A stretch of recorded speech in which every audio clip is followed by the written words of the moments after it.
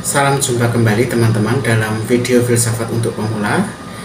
Hari ini kita akan melanjutkan pembahasan kita tentang aliran-aliran utama dalam bidang filsafat.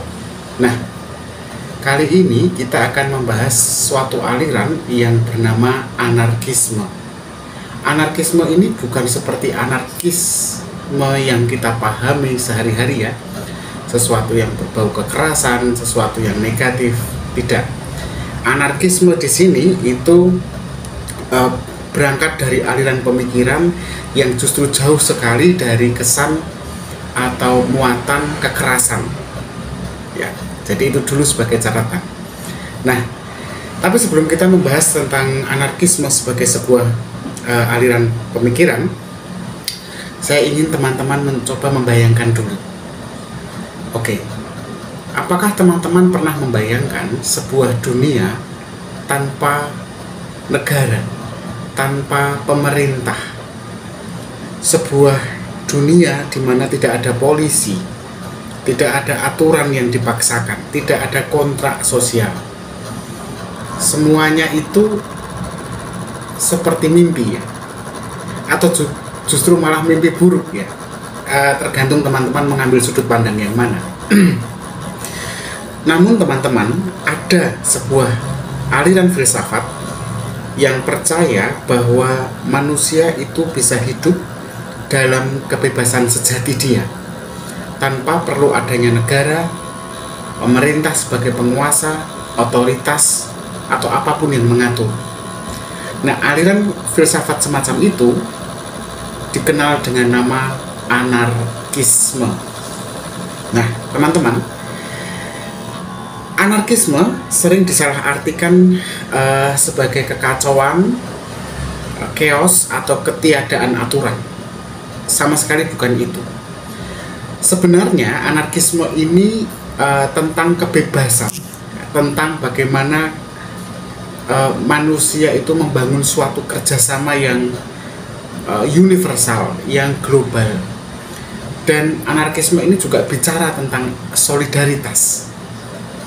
Nah, tokoh-tokoh pemikirannya cukup banyak. Salah duanya itu Pierre Joseph Proudhon dan Emma Goldman. Nah, kedua pemikir ini akan kita bahas di video kali ini. Tapi yang jelas bahwa kedua pemikir ini memang memperjuangkan gagasan dengan penuh semangat mengenai anarkisme. Nah, mari kita telusuri bersama-sama satu persatu. Kita mulai dulu dari Pierre Joseph Proudhon. Oke. Nah, mungkin saya lupa ya memulainya ya. Tapi mungkin penting untuk kita pahami dulu apa sebenarnya anarkisme itu. Jadi begini teman-teman, secara sederhana anarkisme adalah filsafat politik yang menolak semua bentuk otoritas hierarkis. Utamanya dalam hal ini adalah negara. Jadi kalau kita bicara tentang otoritas di dalam konteks anarkisme itu negara.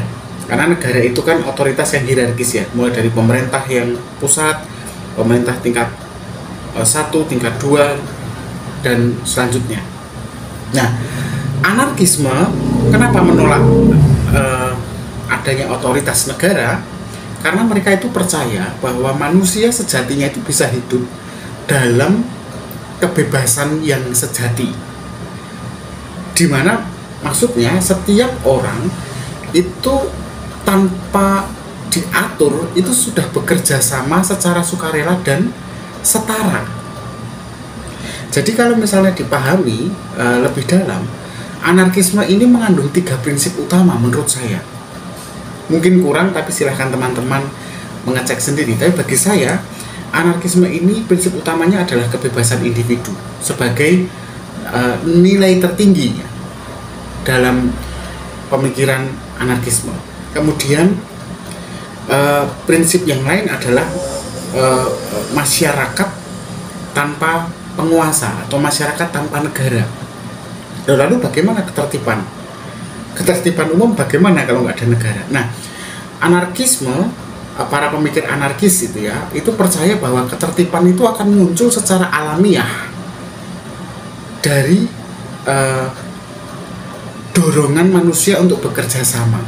Jadi ketertiban itu munculnya bukan karena paksaan atau inisiatif dari penguasa, atau dalam hal ini negara, otoritas yang secara hierarkis ada di atas kita, tapi justru muncul dari diri kita dan bukan dari paksaan. Kemudian yang ketiga adalah pengorganisasian yang mandiri. Jadi dalam anarkisme itu prinsip utama yang ketiga itu bagaimana pengorganisasian masyarakat, keteraturan tadi ya, itu dilandaskan pada prinsip solidaritas dan saling membantu, bukan pengorganisasian yang diinisiasi oleh kekuasaan. Nah, jadi mulai jelas ya teman-teman bahwa anarkisme ini bukan tentang kekerasan, bukan tentang kekacauan, bukan tentang chaotic. Justru para anarkis percaya bahwa ketertiban sejati itu bisa tercipta ketika manusia bebas dari tekanan otoritas yang memaksa. Bagaimana? Sudah cukup tertarik dengan anarkisme? Oke, kita akan lanjut dulu. Nah, kita kembali ke tokoh-tokohnya ya. Jadi tadi saya sudah sebutkan ada dua tokoh, Pierre Joseph Proudhon, tulisannya Proudhon tapi bacanya Proudhon, dan Emma Goldman. Pierre Joseph Proudhon itu lahir tahun 1809 dan meninggal tahun 1865. Dia adalah orang yang pertama yang menyebut dirinya sebagai pemikir atau penganut anarkis. Nah, buku Proudhon ini berjudul What is Property, atau apa itu property. Property kan berarti segala hal yang menjadi milik individu. Nah, dalam bukunya itu ada kutipan terkenal. Kutipannya begini, kepemilikan itu adalah pencurian. Jadi ketika kita setiap individu itu memiliki sesuatu, ketika saya memiliki sesuatu, itu sebenarnya saya sedang mencuri sesuatu itu dari milik bersama. Nah, Proudhon ini mendukung, ini yang mungkin teman-teman tidak menyangka ya, Proudhon ini mendukung sistem ekonomi berbasis koperasi, dan dia itu sangat menentang kepemilikan pribadi yang sifatnya eksploitatif. Jadi sudah mulai jelas ya bagaimana posisi Proudhon ketika berhadapan dengan aliran kapitalisme yang justru menitik beratkan pada kepemilikan pribadi, kepemilikan modal, privatisasi itu. Nah, ini justru dia sangat menentang kepemilikan pribadi, apalagi yang eksploitatif seperti kepemilikan modal dan alat produksi. Nah, itu tadi Pierre Joseph Proudhon. Sekarang kita masuk ke yang pemikir kedua secara singkat saja ya. Kali ini adalah seorang feminis ya, namanya Emma Goldman. Dia lahir tahun 1869, kemudian meninggal tahun 1940 ya.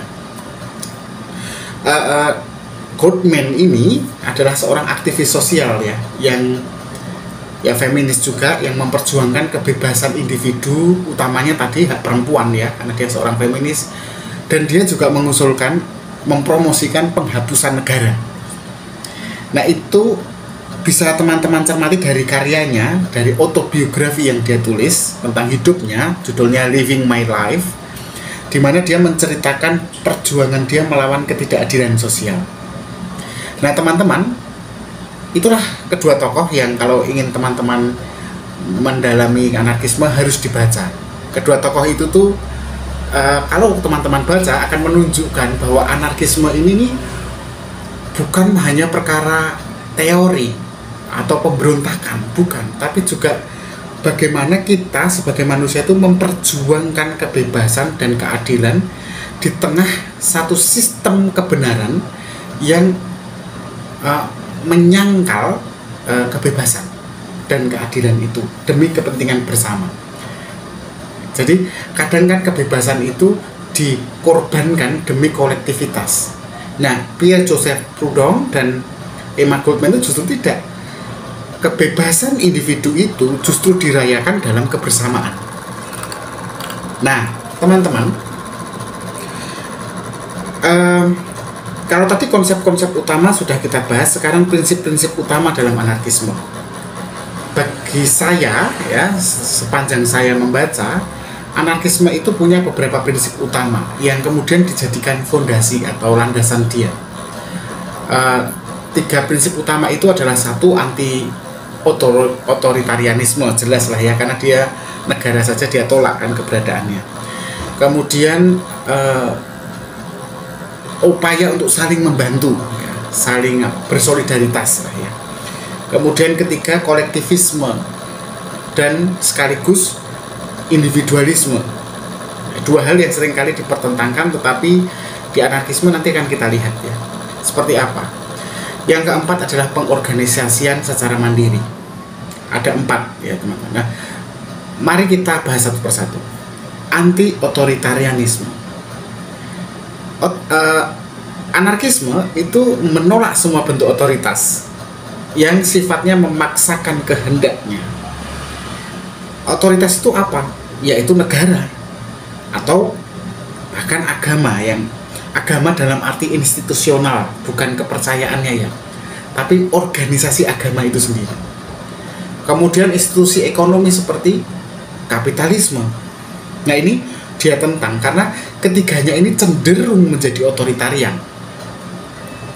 Kemudian prinsip kedua, saling membantu atau solidaritas. Nah, konsep saling membantu ini sebenarnya dipopulerkan bukan oleh Joseph Pierre Proudhon ataupun Emma Goldman, tapi oleh pemikir lain yang namanya Peter Kropotkin.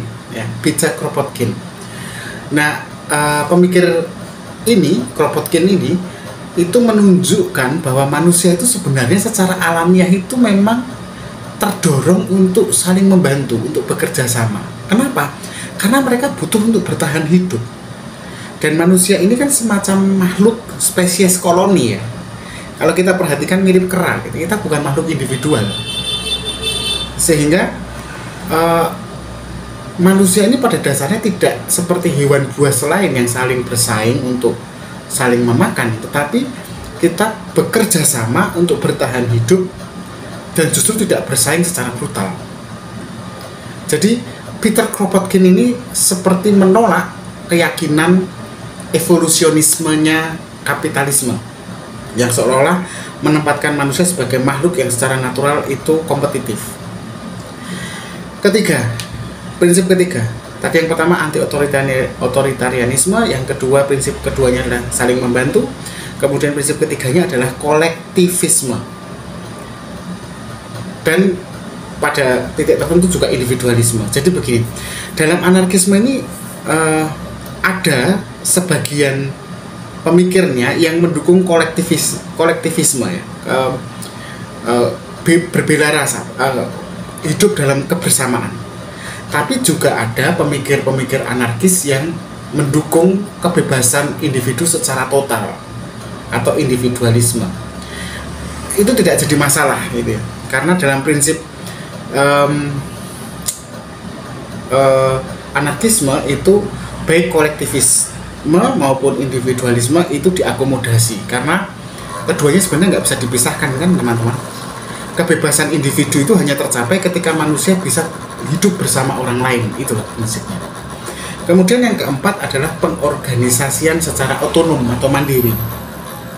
Jadi anarkisme itu pada prinsipnya itu percaya bahwa masyarakat akan terorganisasi, akan membangun sebuah keteraturannya itu lewat semacam jaringan yang sifatnya sukarela, bukan karena dipaksakan atau diatur oleh kekuasaan yang sentral. Jadi dengan kata lain pengorganisasian itu harus decentralized, jadi apa? Terdesentralisasi, tidak diatur tetapi muncul secara alamiah dari dalam diri masyarakat individu per individu. Nah, kalau kita perhatikan dari empat prinsip ini tadi teman-teman, ini prinsipnya kan kemudian terdengar radikal ya. Tapi bagaimanapun teman-teman, keempat prinsip tadi, anti otoritarianisme, saling membantu, kolektivisme dan individualisme, kemudian pengorganisasian mandiri, keempat-empatnya ini nih memiliki akar yang mendalam sebenarnya dalam sejarah pemikiran manusia. Kan bukankah keempatnya ini sudah ada dalam pemikiran filosofis kita jauh pada saat sejak zaman Sokrates, bahkan pra-Sokrates, hingga ketika anarkisme ini lahir gitu. Artinya kan memang keempatnya ini sifatnya alamiah kan sebenarnya, bukan karena dibuat-buat gitu loh, bukan sesuatu yang sintetik. Nah, teman-teman, bagaimana kemudian dalam praksisnya? Jangan-jangan anarkisme ini cuman serupa tapi tidak sama dengan komunisme ya, yang kemudian hanya berhenti pada tataran mimpi, tataran utopia gitu. Nah, untuk menjawab ini kita harus melihat bagaimana anarkisme ini bisa diterapkan dalam kehidupan nyata. Nah, ini contohnya. Percaya tidak, Bung Hatta itu adalah seorang pemikir sosialis anarkis. Ya, Bung Hatta ini nih, pendiri bangsa kita. Kok gitu? Bung Hatta itu pendiri koperasi, dan koperasi itu adalah salah satu buah pemikiran anarkisme. Koperasi atau korporasi kecil, di mana di dalamnya, ya, baik koperasi atau korporasi kecil, itu ada banyak komunitas yang menyatu, membangun sebuah lembaga berbasis keadilan tanpa adanya hierarki yang kaku, di mana setiap keputusan itu dibicarakan bersama ketika rapat SHU, kalau ingat pelajaran SD, sisa hasil usaha. Koperasi itu adalah aplikasi anarkisme dalam kehidupan ekonomi sehari-hari. Jadi bukan sesuatu yang utopia kan teman-teman. Kedua, kalau kita bicara tentang aplikasi anarkisme dalam kehidupan sehari-hari itu, kita harus bicara juga tentang gerakan sosial, atau dalam hal ini aktivisme sosial. Contohnya gerakan protes anti globalisasi, atau gerakan pembelaan dan perlindungan lingkungan yang radikal. Seperti contohnya saya menyebut ya Greenpeace, itu sangat mengadopsi prinsip-prinsip anarkis, di mana mereka selalu curiga dengan otoritas yang bernama negara. Oke. Yang ketiga, apakah anarkisme bisa diaplikasi dalam kenyataan? Sejarah membuktikan di Chiapas, Meksiko, ada satu gerakan yang bernama Zapatista, di mana kelompok masyarakat mengorganisasi diri mereka tanpa mau adanya campur tangan negara. Dan Zapatista ini memang kemudian banyak dianggap sebagai pemberontakan ya, tetapi ya akhirnya bisa tuh diaplikasikan gitu ya dalam kenyataan. Nah, tapi apakah anarkisme ini begitu idealnya sehingga tidak ada kritik? Ya tentu saja tidak. Ada kritik-kritik besar pada anarkisme, seperti ideologi yang lain. Kritik yang jelas langsung terbaca adalah ya tadi, utopianisme, di mana anarkisme ini sering dianggap sebagai sesuatu yang utopis ya, sesuatu yang hanya bisa dilakukan dalam taraf konsep pemikiran, sesuatu yang sifatnya ide atau idealistik ya, dan tidak bisa diterapkan dalam konteks kenyataan. Kalaupun bisa diterapkan seperti koperasi, toh tidak bisa dalam skala yang besar. Makanya kan di Indonesia bank lebih berkuasa kan daripada koperasi, sehingga anarkisme ini bagaimanapun hanya bisa dilakukan dalam skop lokal kecil gitu ya.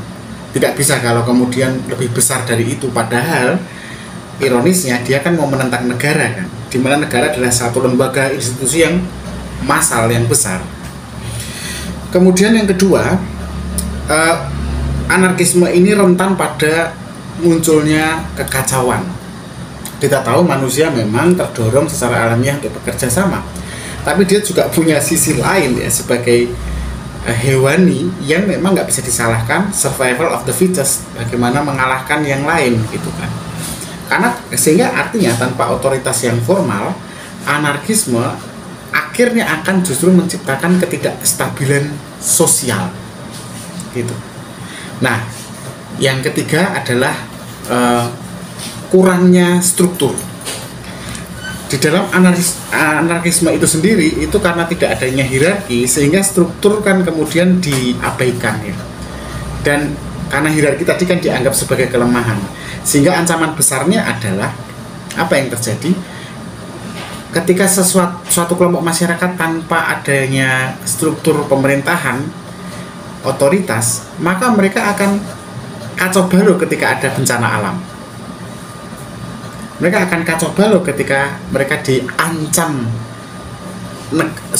tempat lain atau suatu negara dengan ancaman militernya. Karena kan nggak siap masyarakat dengan pengorganisasian yang terstruktur. Nah, itu tadi kritik-kritiknya. Apakah kritik-kritik itu cukup masuk akal? Silahkan teman-teman pertimbangkan ya. Tetapi itulah yang terjadi. Anarkisme bukan tanpa kritik. Banyak pemikir-pemikir atau kritikus-kritikus pemikiran anarkisme yang lebih condong ketiga hal tadi. Dianggap utopis, rentan pada kekacauan, dan karena tidak adanya struktur kemudian rentan untuk mengalami kehancuran karena bencana alam atau ancaman militer. Nah teman-teman, saya pikir cukup sekian pembahasan saya tentang anarkisme.